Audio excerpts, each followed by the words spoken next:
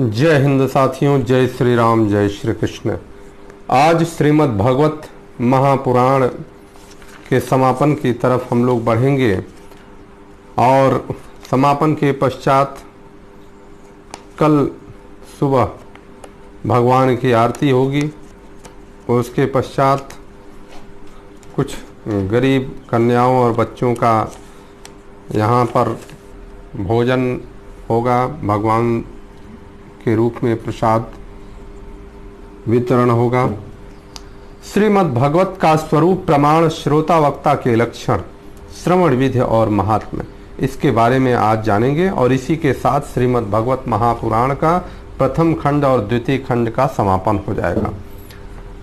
शौनकादि ऋषियों ने कहा, सूत जी, आपने हम लोगों को बहुत अच्छी बात बताई।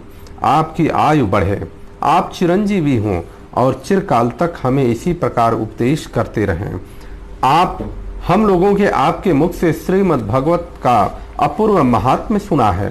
सुत जी, अब इस समय आप हमें यह बतलाइए कि श्रीमद् भागवत का स्वरूप क्या है, उसका प्रमाण, उसकी श्लोक संख्या कितनी है और किस विधि से उसका श्रवण करना चाहिए, तथा श्रीमद् भागवत के वक्ता और श्रोता के क्या लक्षण हैं। अभिप्राय यह है कि उसके वक्ता और श्रोता कैसे होने चाहिए। सुत जी कहते हैं, ऋषिगण, श्रीमद् भागवत और श्री भगवान का स्वरूप सदा एक ही है और वह है सच्चिदानंद स्वरूप। और भगवान श्री कृष्ण में उनकी लगन लगी है और भावुक भक्तों के हृदय में जो भगवान के माधुर्य भाव को अभिव्यक्त करने वाला, उनके दिव्य माधुर्य रस का रसास्वादन कराने वाला सर्वोत्कृष्ट वचन है, उसे श्रीमद् भागवत कहते हैं। जो वाक्य, ज्ञान, विज्ञान, भक्ति एवं इनके अंग रूप साधन चतुष्टय को प्रकाशित करने वाला है तथा जो माया का मर्दन करने में समर्थ है, उसे भी तुम श्रीमद् भागवत समझो। श्रीमद् भागवत अनंत अक्षर स्वरूप है, इसका नियत प्रमाण भला कौन जान सकता है। पूर्व काल में भगवान विष्णु ने ब्रह्मा जी के प्रति 4 श्लोकों में इसका दिग्दर्शन कराया था। ब्रह्मा जी को विप्रगण इस भागवत की अपार गहराई में डुबकी लगाकर इसमें से अपनी अभिष्ट वस्तु को प्राप्त करने में केवल ब्रह्मा, विष्णु और शिव आदि ही समर्थ हैं, दूसरे नहीं।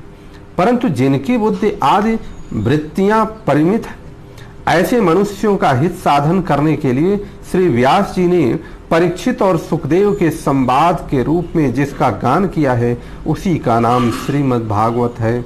उस ग्रंथ में श्लोक संख्या 18,000 है और इस भाव सागर में जो प्राणी कलयुगी ग्रास्य ग्रस्त हो रहे हैं, उनके लिए वह श्रीमद् भागवत ही सर्वोत्तम सहारा है।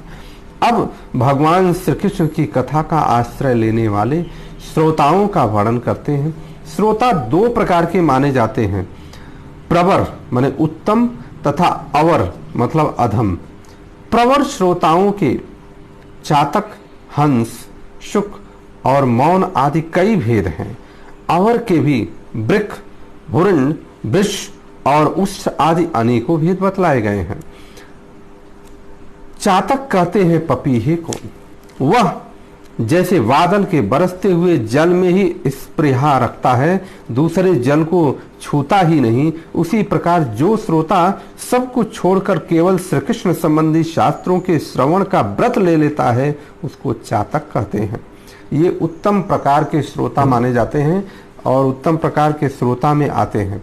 जैसे हंस दूध के साथ मिलकर एक हुए जल से निर्मल दूध ग्रहण कर लेता है और पानी को छोड़ देता है, उसी प्रकार जो श्रोता अनेकों शास्त्रों का श्रवण करके भी उसमें से सार भाग अलग करके ग्रहण करता है, उसे हंस कहते हैं। जिस प्रकार भली भांति पढ़ाया हुआ तोता अपनी मधुर वाणी से शिक्षक को तथा पास आने वाले दूसरे लोगों को भी प्रसन्न करता है, उसी प्रकार जो श्रोता कथावाचक व्यास के मुंह से उपदेश सुनकर उसे सुंदर और परिमित वाणी में पुनः सुना देता है और व्यास एवं अन्यान्य श्रोताओं को अत्यंत आनंदित करता है, वह शुक कहलाता है। इस प्रकार से वर्णन हो रहा है जैसे क्षीर सागर में मछली मौन रहकर अपलक आंखों से देखती हुई सदा दुग्ध पान करती रहती है, उसी प्रकार जो कथा सुनते समय निर्विमेक्ष नयनों से देखता हुआ मुंह से कभी एक शब्द भी नहीं निकालता और निरंतर कथा रस का ही आस्वादन करता रहता है, वह प्रेमी श्रोता मीन कहा जाता है। और इस प्रकार से वे प्रवर अर्थात उत्तम प्रकार के श्रोताओं के भेद बतलाए गए।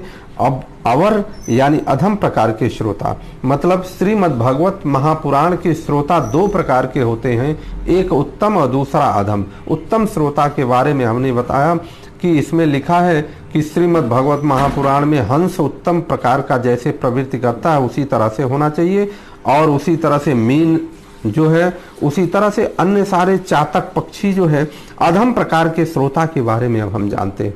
वृक्क कहते हैं भेड़िए को।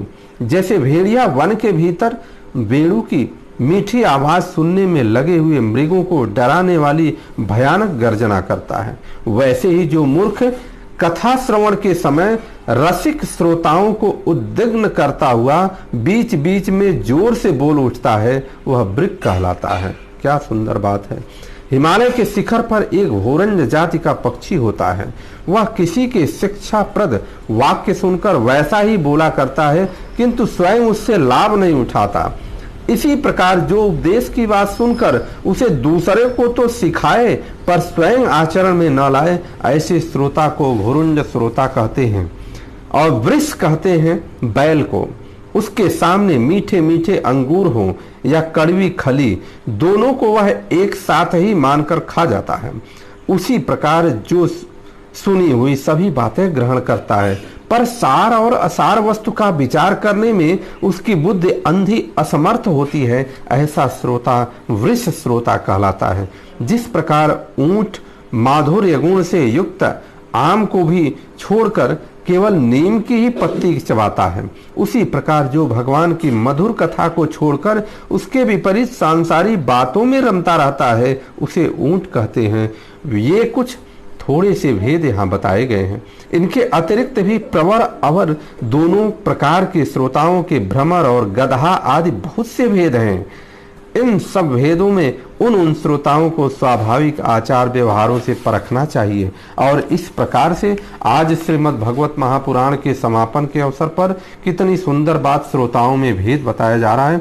जो वक्ता के सामने उन्हें विधिवत प्रणाम करके बैठे और उन सांसारिक बातों को छोड़कर केवल श्री भगवान की लीला कथाओं को ही सुनने की इच्छा रखे, समझने में अत्यंत कुशल हो, नम्र हो, हाथ जोड़े रहे, भाव से उपदेश ग्रहण करे, भीतर श्रद्धा तथा विश्वास रखे, इसके सिवा जो कुछ सुने उसका बराबर चिंतन करता रहे, जो बात समझ में न आए पूछे और पवित्र भाव से रहे तथा श्री कृष्ण के भक्तों पर सदा ही प्रेम रखता हो, ऐसे ही श्रोता को वक्ता लोग उत्तम श्रोता कहते हैं। जब वक्ता के लक्षण बतलाते हैं, जिसका मन सदा भगवान में लगा रहे, जिसे किसी भी वस्तु की अपेक्षा न हो, जो सबका सुहृद और दोनों पर दया करने वाला हो तथा अनेकों युक्तियों से तत्व का बोध करा देने में चतुर हो, उसी वक्ता को मुनि लोग भी सम्मान करते हैं। विप्रगण, अब मैं भारतवर्ष की भूमि पर श्रीमद् भागवत कथा के सेवन करने के लिए जो आवश्यक विधि है वह मैं बतलाता हूँ, आप सुने। इस विधि के पालन से श्रोता के सुख परंपरा का विस्तार होगा।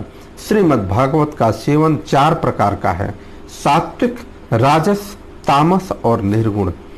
जिसमें यज्ञ की भांति तैयारी की गई हो, बहुत सी पूजा सामग्रियों के कारण जो अत्यंत शोभा संपन्न दिखाई दे रहा हो, वह बड़े ही परिश्रम से बहुत उतावली के साथ 7 दिनों में ही जिसकी समाप्ति की जाए, वह प्रसन्नता पूर्वक किया हुआ श्रीमद् भागवत का सेवन राजस है। अर्थात अगर श्रीमद् भागवत कथा का सेवन 7 दिन में कर लिया जाए तो उसको राजस सेवन कहते हैं।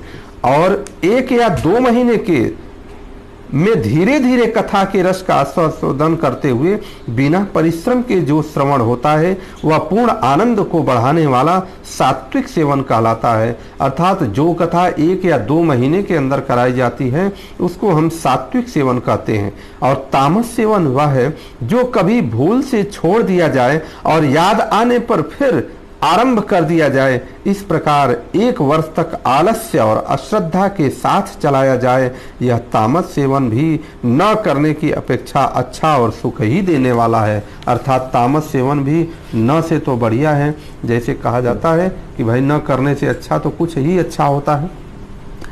जब वर्ष, महीना और दिनों के नियम का आग्रह छोड़कर सदा ही प्रेम और भक्ति के साथ श्रवण किया जाए, तब वह सेवन निर्गुण माना जाता है। राजा परीक्षित और सुखदेव के संवाद में भी जो भागवत का सेवन हुआ है वह निर्गुण ही बताया गया है। उसमें जो 7 दिनों की बात आती है वह राजा की आयु के बचे हुए दिनों की संख्या के अनुसार है, सप्ताह कथा का नियम करने के लिए नहीं है।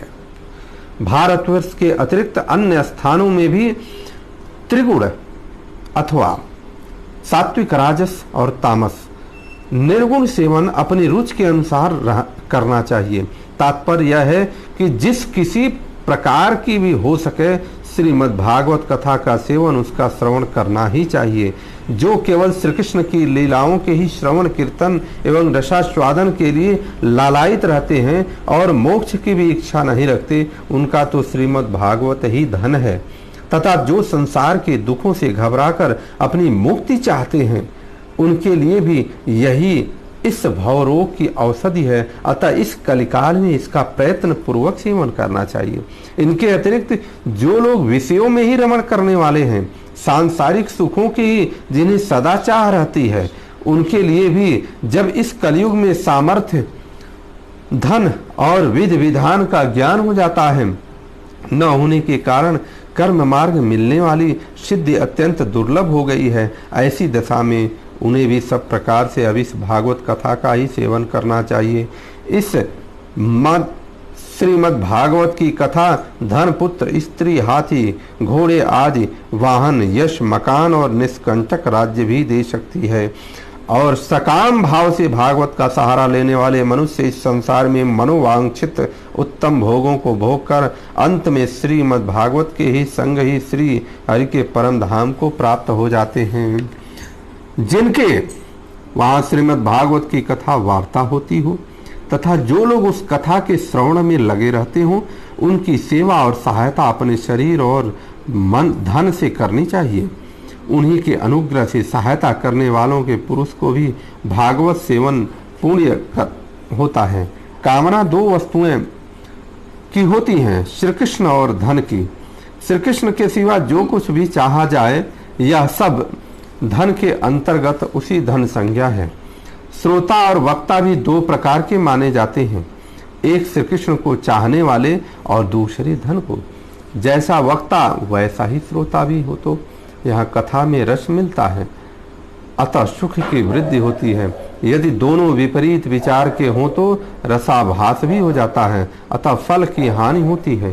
किंतु जो श्री कृष्ण को चाहने वाला वक्ता और श्रोता है, उन्हें विलंब होने पर भी सिद्धि अवश्य मिलती है। पर धनार्थी को तो तभी सिद्धि मिलती है जब उनके अनुष्ठान का विधि विधान पूरा उतर जाए। श्री कृष्ण की चाह रखने वाला सर्वथा गुणहीन हो और उसकी विधि में कुछ कमी रह जाए, तो भी यदि उसके हृदय में प्रेम है तो वही उसके लिए सर्वोत्तम विधि है। सकाम पुरुष की कथा की समाप्ति के दिन तक स्वयं सावधानी के साथ सभी विधियों का पालन करना चाहिए। भागवत कथा के श्रोता और वक्ता दोनों को ही पालन करने योग्य विधि है। प्रतिदिन प्रातः काल स्नान करके अपना नित्य कर्म पूरा करके और फिर भगवान का चरणामृत पीकर पूजा के समान में से श्रीमद् भागवत की पुस्तक और गुरुदेव व्यास का पूजन करना चाहिए। इसके पश्चात अत्यंत प्रसन्नता पूर्वक श्रीमद् भागवत की कथा स्वयं कहें अथवा सुने। दूध या खीर का मौन भोजन करें, नित्य ब्रह्मचर्य का पालन करें और भूमि पर शयन करें। क्रोध और लोभ आदि का त्याग करें।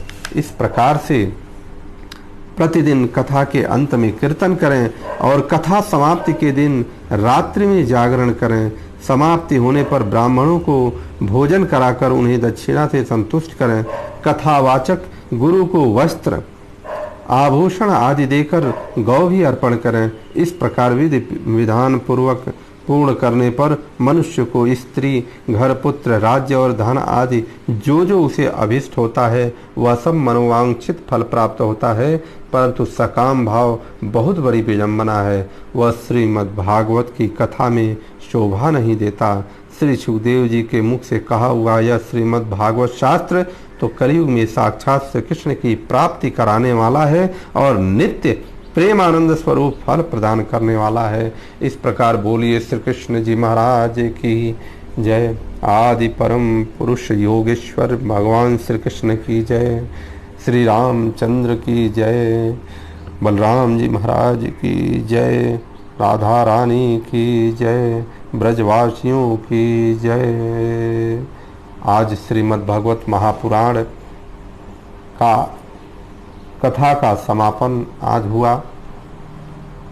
मैं ईश्वर से प्रार्थना करता हूँ कि इस कथा का वाचन किया गया, प्रयास किया गया कि शुद्धता से साथ किया जाए, परंतु इसमें अगर कोई प्रभु त्रुटियाँ रही होंगी तो उस त्रुटियों को क्षमा करें प्रभु, क्योंकि हम तो अज्ञानी हैं। प्रयास कर रहे हैं कि कुछ प्रभु के शरण में जाने का ऐसा प्रयास कर रहे हैं। प्रभु की माया चारों तरफ सबको घेरे हुए है, जिसमें हम भी अछूते नहीं हैं। तो हे प्रभु, मेरे इस राई के दाने के बराबर भी मैं नहीं कर सकता, छोटे से प्रयास को अपना आशीर्वाद प्रदान करें और जो भी इसमें गलतियां त्रुटियां हुई हों उसको क्षमा करें प्रभु। जय हिंद, वंदे मातरम, जय श्री कृष्ण।